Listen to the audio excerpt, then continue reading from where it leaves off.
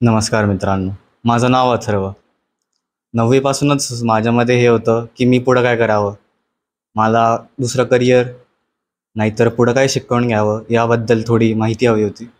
माझे थोडे doubts clear नव्हते आणि नंतर मी थोडा इकडं तिकडं फिरत गेलो, पण नंतर मला काही समजत नव्हतं.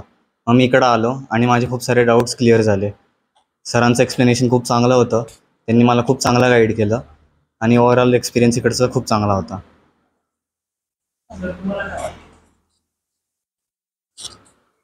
मला अथर्वबद्दलचे भरपूर काही डाऊट्स क्लिअर झाले किंवा डाऊट म्हणण्यापेक्षा जे काही मला माहिती नव्हतं, अशा ह्या टेस्टमधून भरपूर काही नवीन माहिती भेटली, ज्याच्याने मला असं वाटतं की ते अथर्वसाठी इम्प्रूव्हमेंटचे पॉईंटच आहे आणि याच्याने त्याचा ग्रोथसाठी स्टार्ट होईल. सो सरांनी जे काही प्लॅन दिलेला आहे करून, म्हणजे हे फक्त काय अथर्वमध्ये काय लिमिटेशन्स आहे किंवा काय गुड पॉईंट्स आहे हे न सांगता त्याचे इम्प्रूव्हमेंट पॉईंट पण त्यांनी सांगितले की काय केल्याने काय कसं इम्प्रूव्हमेंट होऊ शकते.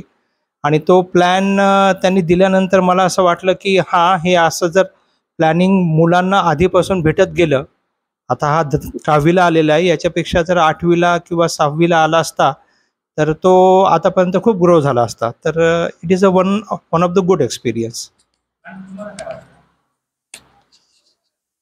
डेस्टिनी प्लॅनरचं नाव जेव्हा ऐकलं तेव्हा एक मुलाचं एक कुठल्याही आई किंवा म्हणजे वडिलांना एकच अपेक्षा असते की त्यांच्या मुलांचं करिअर हे पुढच्या दृष्टीने एक चांगलं असावं. त्याच्यामुळे एक अथर्वचे जेव्हा टर्निंग पॉईंट येणार होता तर घरामध्ये सगळीच चर्चा सुरू झाली आणि तिघं फील्डपैकी कुठल्या फील्डला प्राधान्य द्यावं हे लक्षात येत नव्हतं. म्हणून त्याच्यातले कुठले गुण चांगले आहे आणि त्याला आपल्याला वाव देता यावा की त्याचं फ्युचर चांगलं होईल याच्या अपेक्षेने आम्ही इथं गाईडलाईन घ्यायला आलो होतो आणि ती बऱ्यापैकी सरांनी काउन्सिलिंगमध्ये क्लिअर केल्यामुळे त्याचा नक्कीच त्याला भविष्यात उपयोग होईल असं मला वाटतं. थँक्यू.